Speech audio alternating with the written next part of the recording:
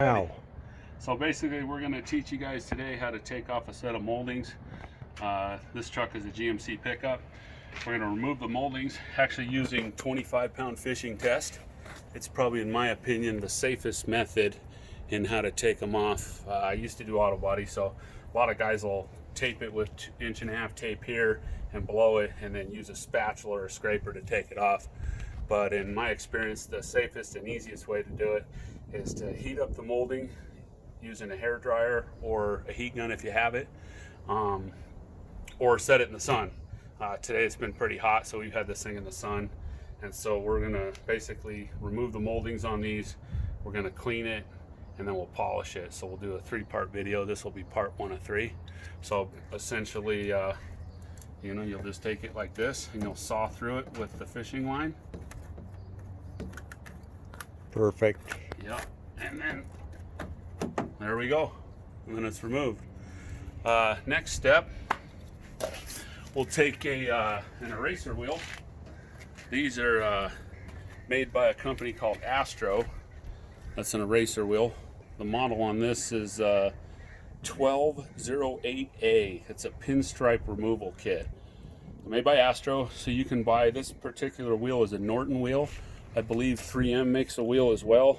This one is a 05624 is the model number, or the part number.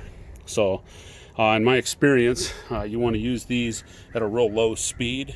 I have this one with a regulator on it so I can adjust how fast they move, but in my opinion the best is low and slow. So I usually start from right and go to left. You can go in, basically the direction is they'll spin clockwise, or excuse me, they'll spin counterclockwise.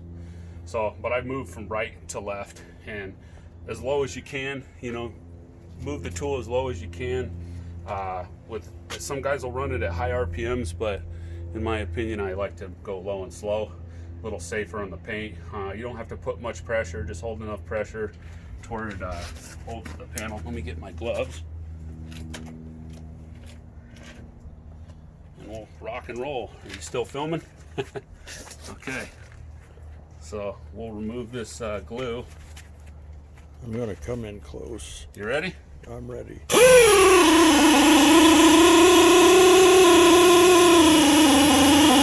I kind of move up and down a little bit. Nice slow movements. I'm not moving the machine super fast.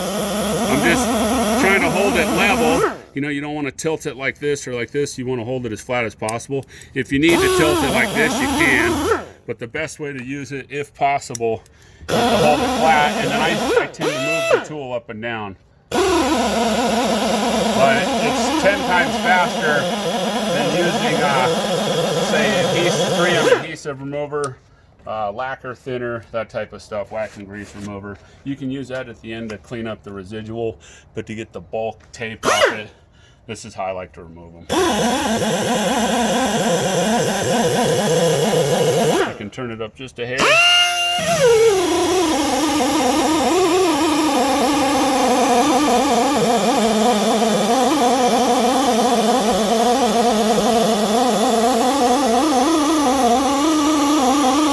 The one thing you want to be somewhat cognizant of is when the tool gets down to about the size of a 50-cent piece, they'll have a metal band inside there. So you have to pay attention, because if you don't, it'll actually scar. It'll start to dig into the metal. The metal will protrude through the eraser. So that's what holds the eraser wheel on.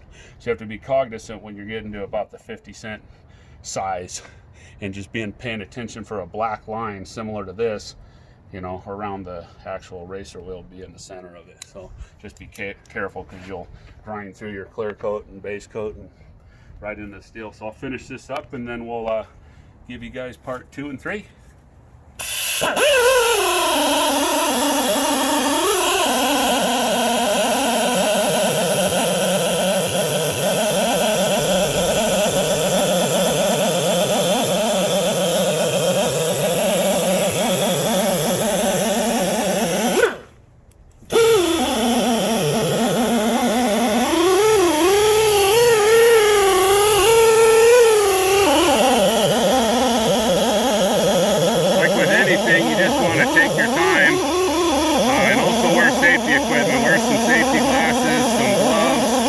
particular tool has some a rubber coating on the tool itself, but the ones that don't have a rubber coating will get pretty cold because of the compressed air. So here we go.